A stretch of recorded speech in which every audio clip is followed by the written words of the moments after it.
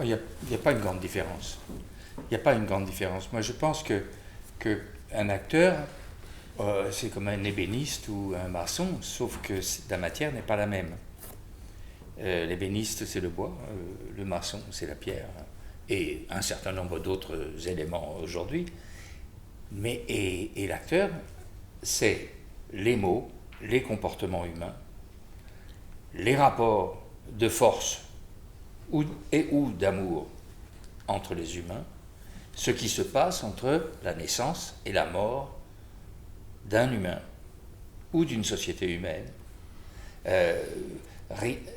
rien ne pouvant séparer dans la vie d'un être humain,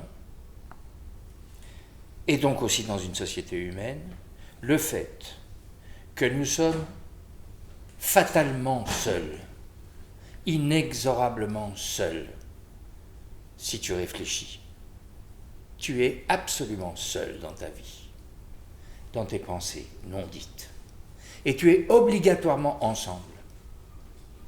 Et c'est cette relation entre le seul et l'ensemble qui fait la matière de nos vies, ce que raconte le théâtre, ce que les Athéniens ont inventé, les Chinois à leur manière, les Indiens à leur manière, mais nous descendons des Athéniens d'il y a 25 siècles, au moment où ils ont chassé les tyrans, qui n'avaient qu'une seule version de la lecture de la vie, pour instaurer à la fois ce qu'on a appelé la démocratie, le tribunal contradictoire, l'examen de la vie des femmes et des hommes.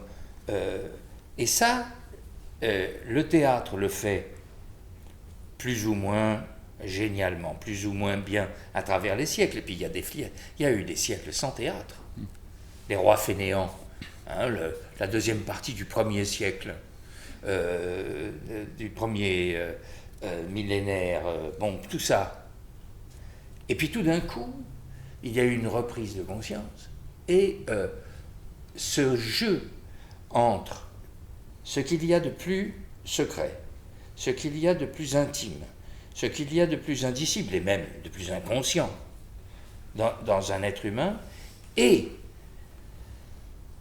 sa participation conflictuelle souvent avec la collectivité, avec ses voisins les plus proches, avec ses voisins les plus lointains, avec les voisins qu'il ne connaîtra jamais. C'est ça que raconte le théâtre, et qu'il raconte toujours. C'est pour ça aussi que certaines personnes aujourd'hui peuvent dire que le théâtre est peut-être le dernier lieu du politique, ou de la politique même. Nous constatons, même ces temps-ci, au moment où nous parlons, un effondrement de la pensée politique chez ceux qui sont chargés de ce devoir en face de leurs concitoyens, mais le théâtre, bon an mal an, avec des accidents historiques, technologiques, continue ce travail-là depuis les Grecs.